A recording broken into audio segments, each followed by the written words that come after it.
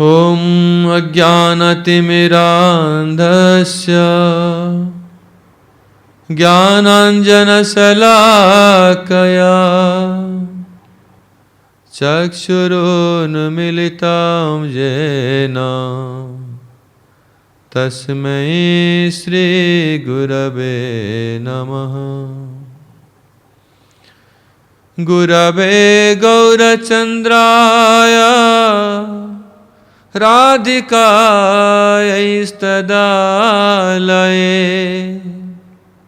कृष्णाय कृष्णभक्ताय तद्भक्ताय नमो नमः।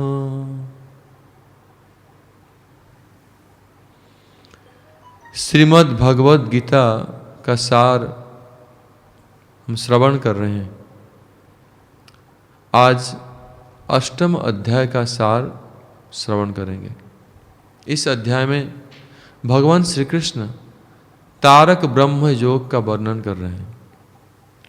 प्रसंगवश भगवान ने योग मिश्रा भक्ति एवं शुद्धा भक्ति के संबंध में कह रहे हैं।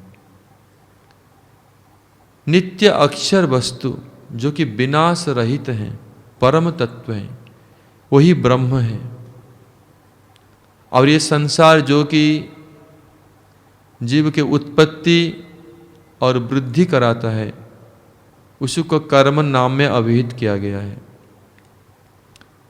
जितने नश्वर पदार्थ हैं इस सृष्टि में, उसको अधिभूत अक्षर दिया गया है। भगवान का विराट स्वरूप, विराट पुरुष, उनको अधिदैव कहा गया है, अर्थात वो देवताओं के अधिपति हैं, देवताओं के आश्रय स्थल हैं। और इस शरीर में भगवान स्वयं अधियज्ञ के रूप में विराजमान है।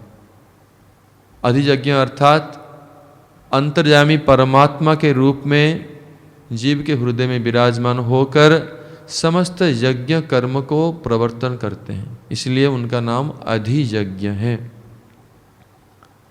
और भगवान श्री कृष्ण के जो एकांतिक भक्त हैं, ये सब तत्वों को भली भांति समझ पाते हैं। जो भगवान के भक्त हैं वो ये समझ पाते हैं कि एकांतिक भक्ति के द्वारा ही भगवान श्री कृष्ण प्राप्त होते हैं। भगवान इसमें कह रहे हैं, अष्टम अध्याय में 5वां श्लोक में कह रहे हैं, अंतकाले च मामेव स्मरन् मुक्त्वा कलेवरम् ज प्रयाति समद्भावं याति नास्त्यत्र संशयः। यं यं वापि स्मरन् भावं त्यजति अन्ते कलेवरम् तम तमेव अति कौन्तेय सदा तद्भाव भावितः। मृत्यु के समय में जब हम इस शरीर को छोड़ रहे हैं, उस समय जब भगवान का स्मरण कर रहा है, भगवान कह रहे हैं मामेव स्मरन् मुक्त्वा कलेवरम्, वो भगवत धाम प्राप्त होता है, भगवान के स्वरूप को प्राप्त करता है।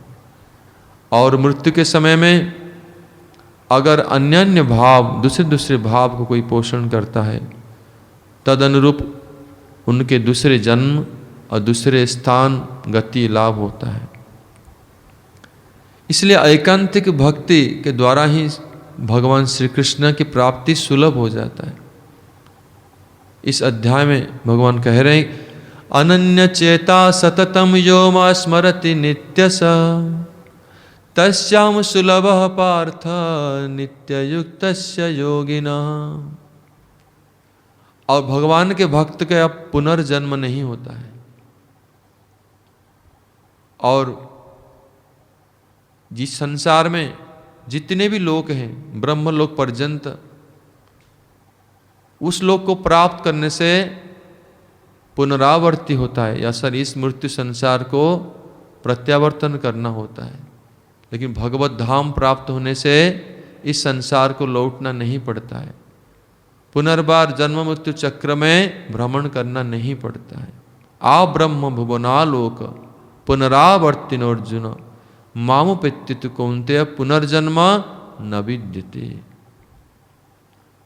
ये भगवान को प्राप्त करने से ये संसार में प्रत्यावर्तन करना नहीं पड़ता है, और भगवान को प्राप्त करके इस दुखमय संसार को दोबारा आने के लिए भक्त इच्छा नहीं करता है। मामुपेत्य पुनर्जन्म दुःखालयम अशाश्वतम नाप्नुवन्ति महात्मन संसिधिं परमांगता।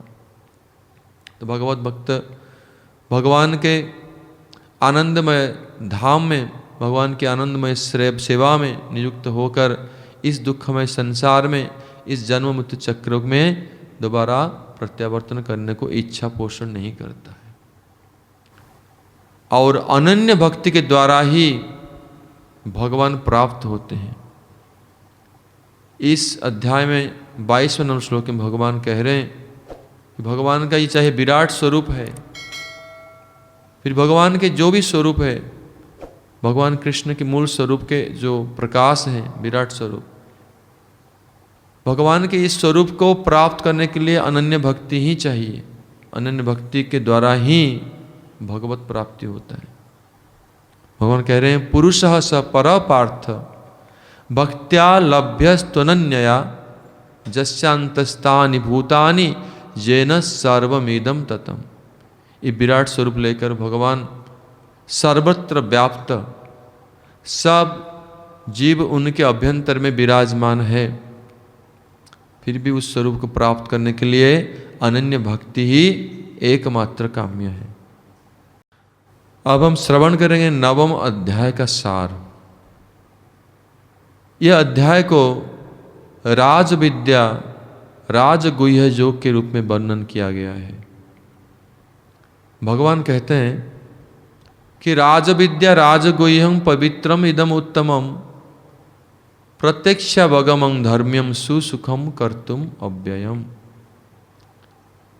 इसको राज विद्या और राजगुह्य योग के रूप में भगवान व्यक्त कर रहे हैं। सुसुखम अर्थात इस भक्ति योग को ही राज विद्या राजगुह्य योग कहा गया है, और इस योग को कोई व्यक्ति अभ्यास करने में ये सुखप्रद है, इसलिए सुसुखम।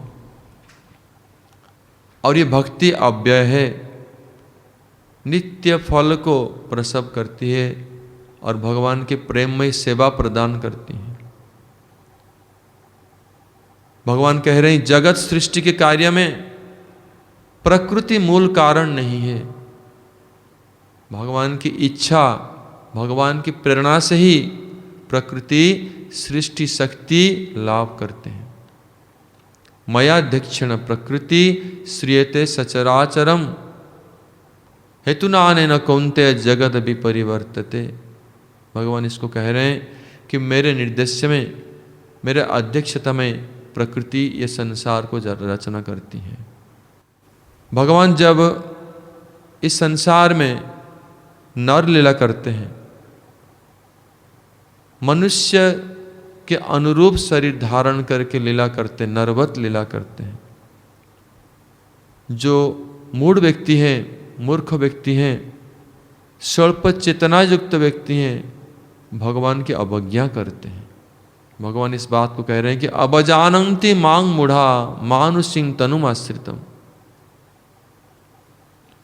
और ऐसे भगवान के सच्चिदानंदमय दिव्य शरीर को, दिव्य देह को मनुष्य शरीर, मनुष्य ज्ञान करना ये मूढ़ता और अपराधजनक है।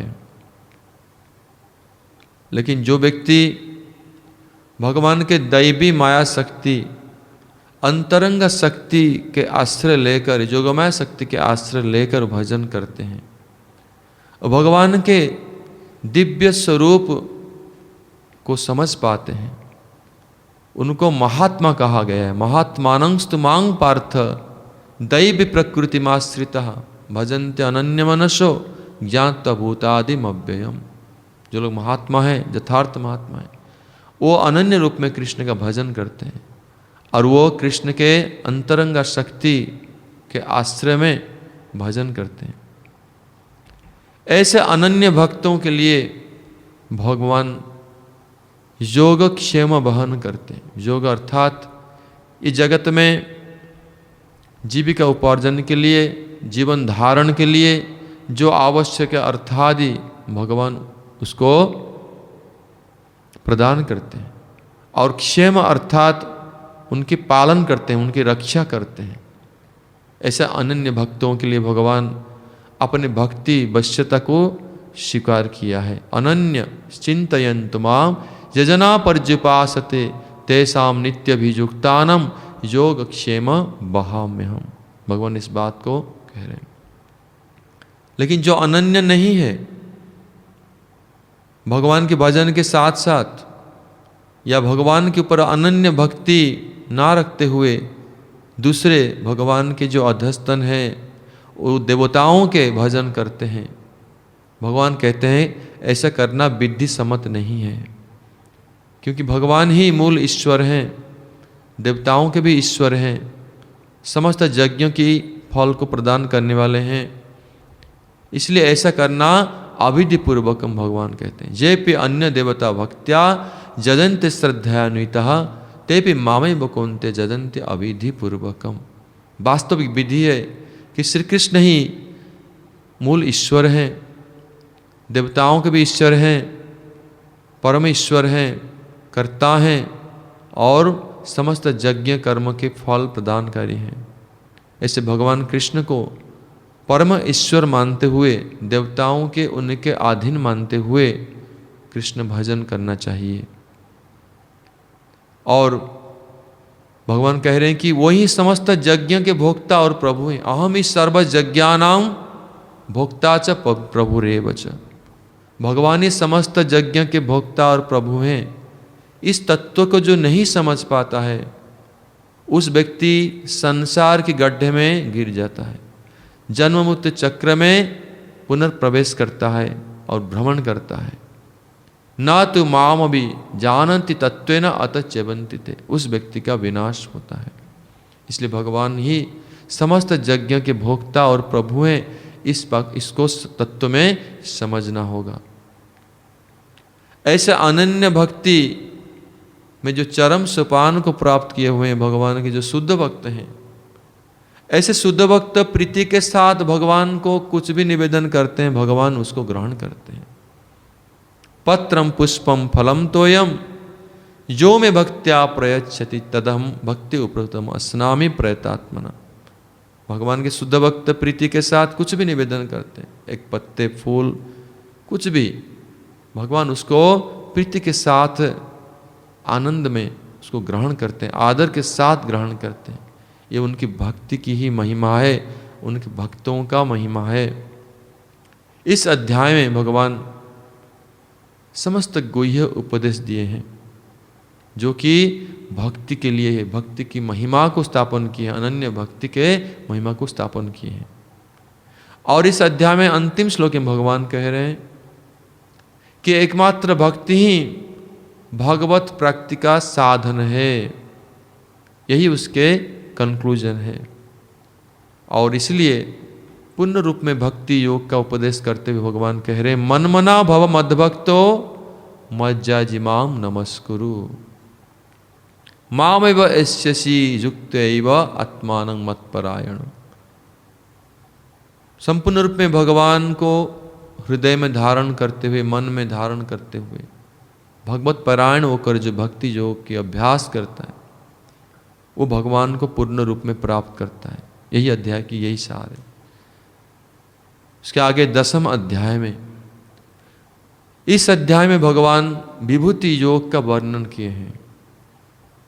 ये विभूति अर्थात भगवान के ऐश्वर्य, भगवान किस प्रकार अपना ऐश्वर्य को समग्र जगत में सर्वत्र प्रकाश किए हुए हैं। इस अध्याय को गंभीर रूप में अगर अनुशीलन करेंगे तो ये विदित होता है कि भगवान श्री कृष्ण ही समस्त विभूति, समस्त ऐश्वर्य, समस्त शक्ति के आधार हैं। और भगवान कह रहे हैं अहम सर्वस्य प्रभवो मत्तः सर्वं प्रवर्तते। समस्त सब कुछ के आधार हैं। ये समग्र विश्व के समस्त विभूति, उनके जितने भी ऐश्वर्य है विभूति, उसके मात्र एक कण है। भगवान इतने ऐश्वर्यवान है कि समग्र सृष्टि के समस्त विभूति को एकत्रित करने पर भी एक कण के बराबर नहीं होगा भगवान के ऐश्वर्य के।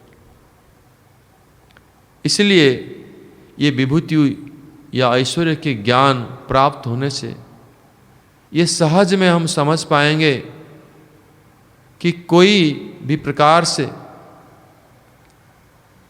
ये समस्त विभूतियों के ऐश्वर्य, सृष्टि में समस्त वस्तु, सबका संबंध भगवान से है। भगवान ही अपना शक्ति को प्रकाशित किए हुए हैं और भगवान अपने भक्तों को ऐसे दिव्य बुद्धि प्रदान करते हैं, शुद्ध बुद्धि योग प्रदान करते हैं, जद्वारा वो भगवत तत्व ज्ञान को पूर्ण रूप में समझ पाते हैं, जान पाते हैं।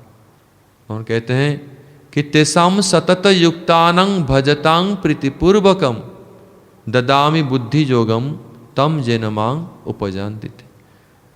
भगवान के भक्त भगवान के भजन कर रहे हैं प्रीति के साथ, इसलिए भगवान उनको बुद्धि योग प्रदान करते हैं, जिसके द्वारा वो भगवत तत्व विज्ञान को पूर्ण रूप में, संपूर्ण रूप में समझ पाते हैं।